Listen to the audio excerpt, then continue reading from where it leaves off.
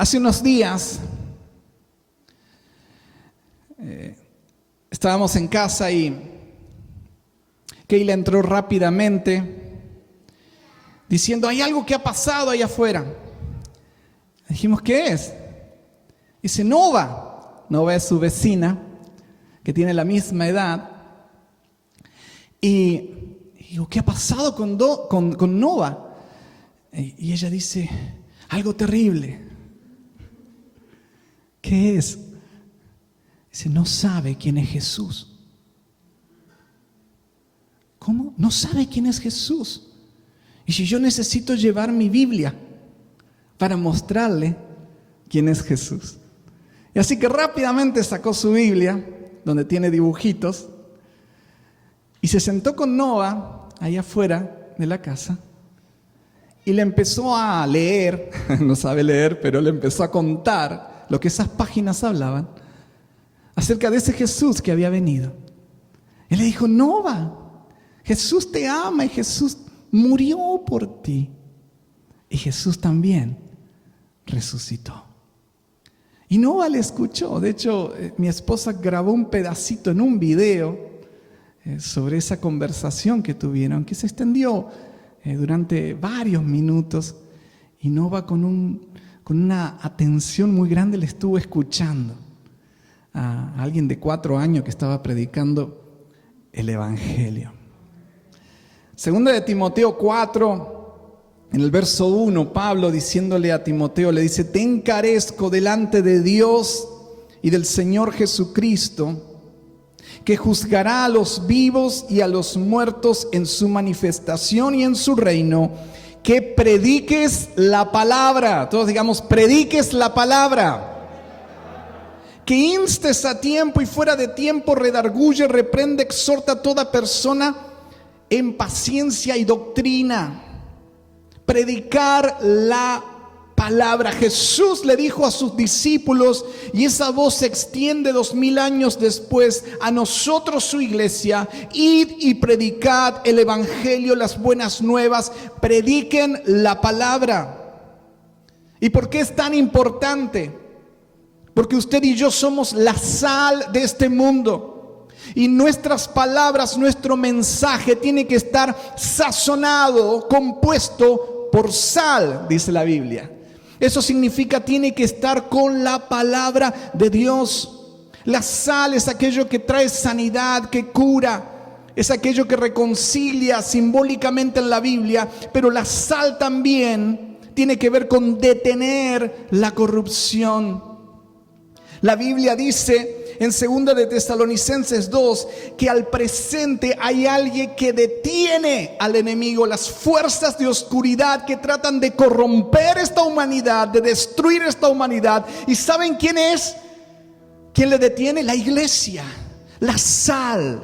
Detiene de que este mundo se pierda, de que este mundo sea invadido por las fuerzas del enemigo. Usted y yo tenemos una misión extraordinaria dada por Jesucristo: ser la sal, presentar batalla, empezar a empujar la oscuridad, vencer con la palabra de Dios la mentira que Satanás trata de meter en los corazones de miles y miles. Mateo 5:13 expresa las palabras de Jesús cuando Él dice: ustedes son la sal de este mundo, la sal de esta tierra.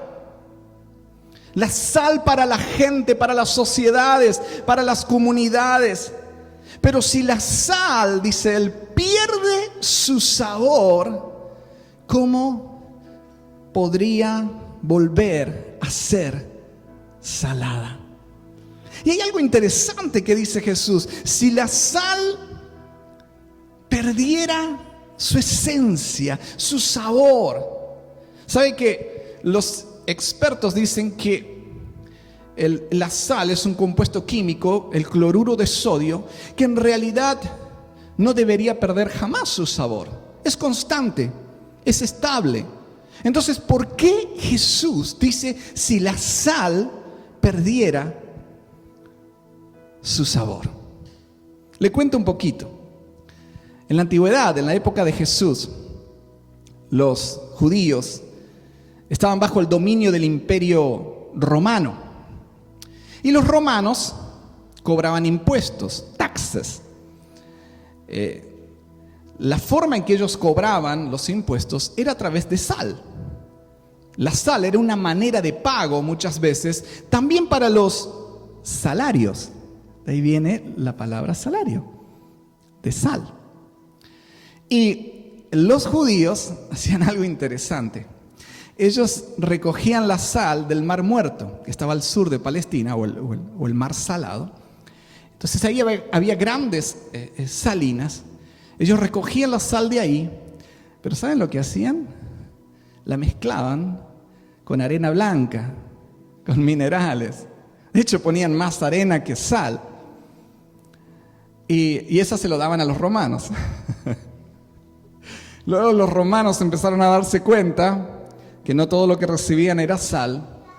Y bueno, la depositaban en unas tinas de agua para que lo que se diluía era la sal y lo otro que quedaba era la arena.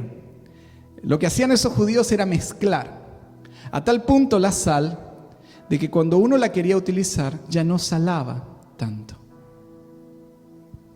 ¿Saben que esa estrategia es la que usa el enemigo muchas veces? Mezclar. Hace que los cristianos, que la iglesia pierda su sabor mezclando la sal con muchas impurezas, con el sistema que hay en este mundo. Porque nuestra pureza como sal tiene que ver 100% con Cristo y su palabra. Eso es lo que nos hace puros como sal para esta tierra. Pero cuando la mezcla comienza a suceder, la iglesia empieza a perder su efectividad, empieza a perder su sabor. Y ya no somos esos testigos con el poder del Espíritu Santo en este mundo, sino ya casi no marcamos ninguna diferencia. ¿Y sabe que hay un antecedente de esto en la historia de la humanidad? Fíjese, hace muchos años, en el siglo XII al XV, en la Edad Media, esa iglesia primitiva, esa iglesia pujante, que estaba años después de que Jesús fue a los cielos, empezó a mezclarse con el paso de los siglos con el sistema de este mundo. Ya no buscaban el poder del Espíritu Santo para marcar diferencias, sino más bien el poder político, el poder económico y el poder del control sobre la gente. Tal es así que la iglesia se llegó a corromper tanto que llegaron a hacer de la Biblia, de la palabra de Dios, lo que mantiene la pureza de la sal, un libro inalcanzable. Un libro que estaba prácticamente prohibido para la gente. Lo habían traducido a un idioma que se llamaba el latín, que era un idioma que no hablaba nadie. Hasta que un día, esa Biblia que estaba escondida, tuvo un cambio. Pero fíjense, hay algo interesante. La gente, al no conocer la palabra de Dios, al no conocer la verdad, comenzó a ser esclavos, o empezaron a ser esclavos de lo que unos pocos decían o hacían creer. A tal punto que el sistema religioso llegó a vender de alguna manera entradas al cielo. Si usted quiere estar en VIP, tiene que poner tantas moneditas y de esa forma ya se ha ganado un lugar, y es como si uno llegara ya a las puertas del cielo con un certificado y dice: hey, yo ya pagué algo aquí abajo, entonces, ¿dónde está la zona de los que tienen el reservado ahí? Y la gente lo creyó, porque sabe que cuando nosotros no conocemos la verdad, no somos libres. La Biblia dice que Jesús, o Dios, hablando de que mi pueblo pereció, dice él, por causa de conocimiento. La falta del conocimiento de la palabra trae esclavitud, pero también eventualmente trae muerte espiritual y muerte eterna. Un día un un hombre llamado Martín Lutero y otros seguidores comenzaron una revolución extraordinaria, que yo creo que la más importante fue traducir la Biblia al lenguaje de la gente. A través de la imprenta comenzaron a hacerse copias y ya muchos pudieron acceder a la verdad que está escondida en las Escrituras. ¿Saben que eso literalmente cambió la historia de la humanidad? Cambió la era medieval, el oscurantismo, a una era más moderna, donde muchas cosas sucedieron. Hoy la Biblia es el libro más impreso, o que más volúmenes impresos tiene, de todos los libros que existen. Está por todos lados. Es el libro que inclusive se vende más en las librerías.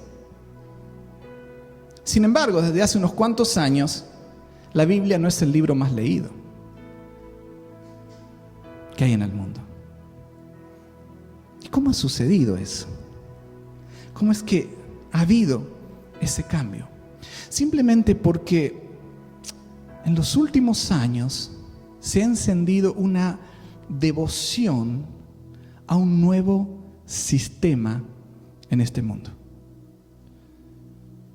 que está en ninguna parte y está en casi todos lados. Un sistema que conoce quiénes son tus amigos, que conoce mucho de tus gustos, que conoce a dónde vas, a dónde entras, a dónde sales, que conoce el estado financiero de tus cuentas y que utiliza ese conocimiento para influenciar y moldear sociedades enteras. Usted sabe que en su teléfono, en su celular, hay muchísima información. Hasta de la hora que usted se levanta, porque muchos utilizan la alarma que está en su teléfono. Grandes compañías como Google, como Amazon, dicen: nosotros utilizamos esa información para poder ofrecerle un producto que va más acorde a lo que usted busca o a lo que usted quiere. Sin embargo, esa información es un tanto peligrosa, porque poco a poco, siendo utilizadas por las personas incorrectas, pueden empezar a moldear la opinión de muchos, las políticas, el estado de ánimo social, puede alterarlo, generar pánicos morales, como también generar pasividad a través de su entretenimiento. Los estudios, uno de los últimos estudios, considera que de promedio en todo el mundo, cada persona utiliza por día o se conecta por día con su teléfono alrededor de 150 veces o más. Díganme si eso no es devoción. Y lo hacen felices. Eso da el sentimiento o la sensación a cada uno de los que tenemos esos dispositivos digitales de estar conectados, de estar hasta empoderados, si es la palabra que se pueda utilizar, o al menos de estar informados. Sabemos lo que sucede aquí, en otras partes del mundo, al instante. Leemos y escuchamos las opiniones de muchos. Si queremos ver una película, simplemente le damos al streaming y ahí la vemos. Si queremos ver un video de una escena que sucedió en otra ciudad, lo podemos ver. Si queremos contactarnos con alguien que conocemos o incluso con alguien que desconocemos totalmente, lo podemos hacer a través de los medios digitales que están a nuestro alcance. Lo peligroso es que quienes conducen o controlan esa red gigantesca de películas, redes sociales, programas, series y demás, muchas veces pueden mostrarte la realidad de acuerdo a su perspectiva. Incluso te la pueden mostrar en 4K, en la máxima definición para que lo puedas ver en colores. Donde quieren poner la cámara, donde quieren poner el enfoque, lo hacen y luego te muestran y te dicen: esto es lo que está sucediendo. Esta es la verdad, míralo. está aquí. Cuanto más nosotros recibimos esa información, más nuestro pensamiento, nuestra opinión va siendo moldeada o tal vez conformada hacia ese sistema. ¿Y no les trae a memoria eso, algo que dice la Biblia en Romanos 12:2? No os conforméis a este siglo, a este sistema. Porque hoy las noticias, más que contarte lo que está sucediendo, te cuentan su opinión acerca de lo que está sucediendo. Más que informarte, tratan de formarte o conformarte de acuerdo a esa corriente. ¿Y saben qué es lo curioso? Eso sucede en todos los países del mundo. Sistemas dictatoriales, lo primero que quieren controlar son los medios, las redes sociales, para poder afectar a su gente a través de eso. En países democráticos, quienes conducen esas grandes corporaciones, y lo vimos un poquito el domingo pasado, llegan a tener aún control sobre la política, sobre naciones enteras. Ahora, en medio de todo eso que nosotros estamos viviendo, podemos sentir muchas veces emociones que se generan en nosotros, pensamientos, y no sabemos muy bien por qué. Es decir, ¿por qué, por ejemplo, hay tantas personas que tienen miedo en estos últimos tiempos? Incluso cristianos que sienten temor y sienten miedo. ¿De dónde ha venido ese miedo infundido? ¿De dónde se generan esas actitudes, esas reacciones en nuestro estado de ánimo? ¿De dónde se originan esas semillas? ¿Quién las está sembrando? ¿Cómo las hemos percibido? En otras palabras, ¿qué es lo que está alimentando nuestro espíritu, nuestra mente? Porque lo que alimenta es como semillas, se mete en nuestra tierra interior y eventualmente comienza a dar frutos. Y poco a poco nos condiciona de una manera o de otra. Satanás sigue utilizando su estrategia de mezclar. Y hoy en día él puede utilizar una porción de verdad y mezclarla con mentira. Es decir, hay algo que es verdad, es cierto, está sucediendo, es real, pero cuando le agregas un poco de levadura, cuando la mezclas con alguna mentira intencional que está dirigida hacia un interés oculto, oscuro, detrás, entonces esa verdad mentira se convierte en una mentira que puede generar muchos temores. Temores a morirse, temores a enfermarse, temores a ser rechazados, temores a vivir la injusticia que está sucediendo, temores a quedarnos en soledad, temores. Y saben que cuando el temor empieza a encontrar raíz en la tierra de nuestro corazón, eso hace que quien infunde el temor tenga cierto control. Porque una persona atemorizada es una persona que puede ser fácilmente controlada. Y así es como el enemigo utiliza esa mezcla de mentira, temor, control. Hoy la red que domina en este mundo es una red que no ha ocurrido en la historia de la humanidad. Es decir, este año 2020 ha cambiado de una forma extraordinaria en todos los países del planeta. Nuestra forma de comer, de relacionarnos con otros, de ir a un restaurante, de ir a un lugar de vacaciones, de subir a un avión o a un autobús, nuestra forma de trabajar, de estudiar. ¿Cómo ha sucedido tan rápido y tan coordinado? Simplemente porque ya ha habido una plataforma que se ha estado desarrollando por años y años para que esto sea tan efectivo. Y con esto no quiero ser catastrófico o decir, bueno, hay que cerrar nuestros oídos a todos, no ver nada. No, de nuevo, como lo dijimos el domingo pasado, es tener la palabra de Dios como filtro. Que no se mezcle nuestra sal de tal modo que ya no sirva para producir diferencia. Pablo le dice a Timoteo: es necesario, te lo encarezco delante de Dios, delante de Jesucristo, aquel que va a juzgar a los vivos y a los muertos, que prediques la palabra, que enseñes la palabra, que muestres la palabra, porque es la única que puede redarguir nuestro corazón. Es decir, que nos puede convencer, que nos puede mostrar lo que está mal de lo que está bien. Es la única que puede transformarnos, es la única que puede traer pureza a nuestro corazón. Es esa espada que entra y separa, divide lo que está bien de lo que está mal. La palabra de Dios es la que define el concepto del Creador acerca del matrimonio, de la identidad de género, de nuestra identidad como hijos de Dios. Es la que nos enseña quiénes somos sin Dios y quiénes somos en Cristo.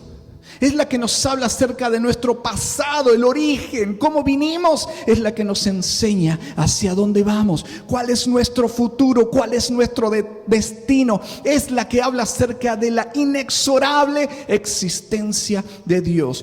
Todos esos conceptos hoy, por la red que domina este mundo, están siendo falsificados, mezclados, de tal modo que están redefiniendo todo lo que dice la palabra, pero dándole la espalda.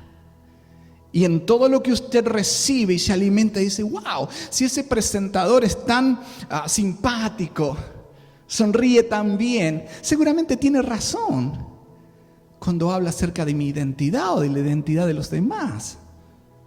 Seguramente tiene razón esa película que me enseña cómo es la moralidad normal. Seguramente las noticias, son las noticias, son los informativos, son los que hablan de la verdad. Seguramente lo que me están diciendo es cierto, es así. Y entonces eso empieza a condicionar la perspectiva del mundo, de la sociedad que vivimos, pero especialmente de esos corazones tan tiernos que son los niños, la próxima generación. Y ese condicionamiento en el comportamiento puede ser muy peligroso, porque la Biblia dice: instruye a un niño en su camino y aun cuando fuere viejo no se apartará de él. Pero lo opuesto también es real. Si tú lo instruyes en el camino incorrecto, es más difícil que vuelva nuevamente. Y todo este sistema de red está orientado para poder condicionar a la próxima generación, que tal vez sea la última que esté sobre esta tierra. Ahora, ¿cuál es nuestra misión entonces? Ser sal. Es decir, darnos cuenta que hay un poder extraordinario en la palabra de Dios. La palabra de Dios no es un arma inofensiva, pasiva. Efesios nos habla de que la palabra es una espada para presentar batalla, para cortar la oscuridad con la luz. Hoy más que nunca usted y yo debemos ser portadores de este testimonio. En medio de un mundo donde parece que la libertad de expresión es lo que más existe, donde todos podemos tener el megáfono social y escribir lo que queramos, pero que sin embargo está censurado y controlado por unos pocos, usted y yo somos los únicos voceros. La iglesia es el único vocero de Dios en la tierra. A nadie más Cristo les dijo: ustedes son la sal. No pierdan su sabor, no pierdan su esencia, no pierdan lo que hace una diferencia en este mundo. No lo mezclen. No lo mezclen. E inclusive Jesús dice: y si perdiere su sabor, ¿cómo volverá a tenerlo? Y hay esperanza. De hecho, vamos a estar comenzando más adelante una serie que es ¿qué dice la Biblia acerca de el origen, Dios, Cristo? Todos los ámbitos. ¿Qué dice la Biblia acerca de eso? Hay esperanza. Cuando nosotros volvemos a la pura palabra de Dios, la sal comienza a purificarse y empezamos a quitar las impurezas y empezamos a alimentarnos de estas escrituras que son vida, vida para el espíritu, vida para tus pensamientos. Entonces, cuando tú ves el mundo, cuando tú ves la realidad, ya lo empiezas a ver a través del cristal de Dios. ¿Qué es lo que Dios entiende? ¿Qué es lo que Él está haciendo en el mundo hoy? ¿Por qué estoy viviendo lo que estoy viviendo? ¿Tengo esperanza o no tengo esperanza? La verdad nos hace libres. Libres de un sistema que trata de esclavizar otra vez, que trata de ocultar este libro sagrado.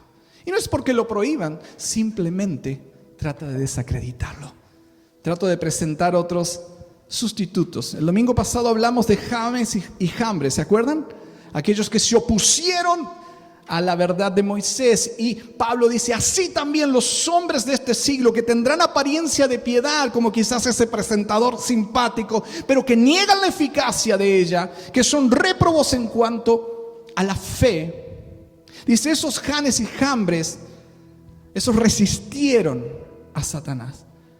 Y ellos trataron de imitar, de poner sustitutos. Así cuando Moisés tiró la vara y se convirtió en una serpiente, ellos también tiraron sus varas para que se convirtieran en serpientes. Eso es lo que sucede en este mundo. Detrás de todo lo que estamos viendo hay fuerzas ocultas, fuerzas espirituales.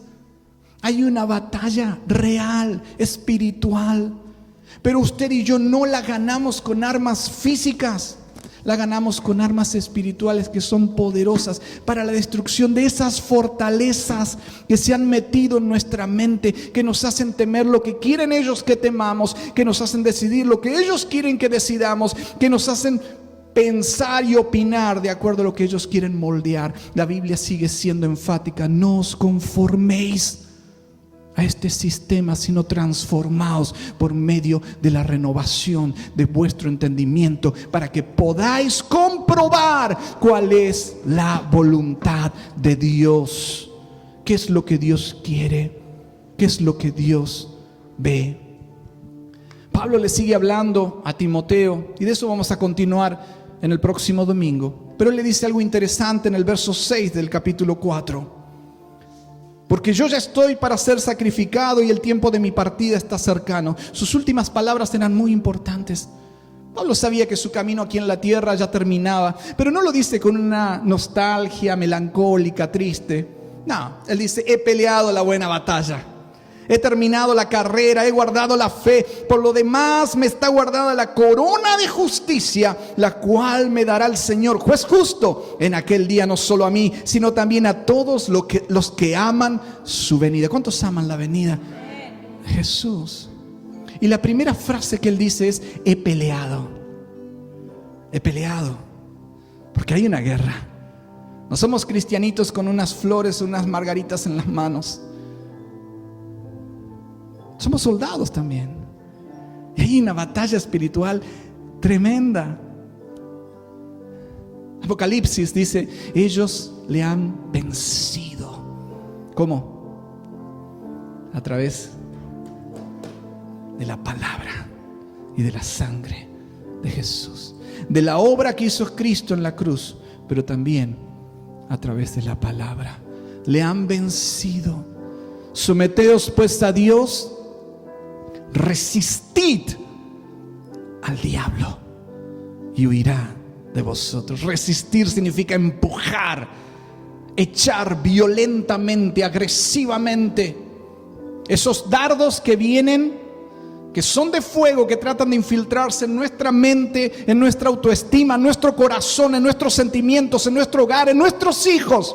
Resistirlos, echarlos fuera, quitarlos de nosotros. Cuando venga el enemigo, no dialogue con él, no negocie con él. Cuando le traiga pensamientos de derrota, de fracaso, de amargura, de temor, cuando le traiga pensamientos que le hacen sentir algo inútil, algo que no sirve, un trapo de piso, resístalo, échelo fuera. No deje que se metan esas semillas. Después cuesta un poquito más arrancarlas.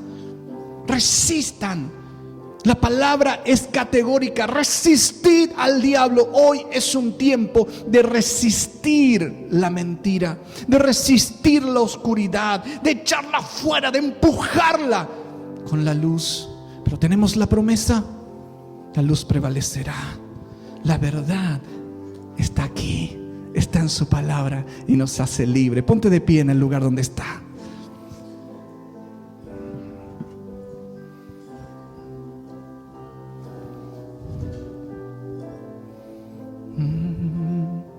Jesucristo dijo: el reino de los cielos, el reino de Dios, la iglesia, sufre violencia. Y es verdad, lo vimos el domingo pasado. Hay un ataque enorme contra la verdad de la palabra de Dios y contra su iglesia. Sufre violencia. Estamos en tiempos violentos, en tiempos difíciles. Lo dijo el apóstol Pablo: en los postreros días habrá tiempos difíciles. Sí, hay violencia, hay guerra. Pero Jesús dijo: los violentos lo arrebatan, se aferran a Él, hacen resistencia, luchan con armas espirituales. ¿Cuántos valientes hay aquí? ¿Cuántos violentos? ¿Cuántos quieren ser agresivos contra el enemigo, contra la mentira? Examinadlo todo. Retened lo bueno. No dejes que se meta la arena blanca, que se metan los minerales. No. Solamente retén lo que es sal pura, porque ella te preservará, porque ella te cuidará, porque ella te enseñará, porque ella te instruirá en justicia y te preparará para toda buena obra. Lo dice el libro de 2 de Timoteo. Y usted y yo necesitamos estar más que nunca preparados, listos para presentar batalla. Incline su rostro ahí donde está.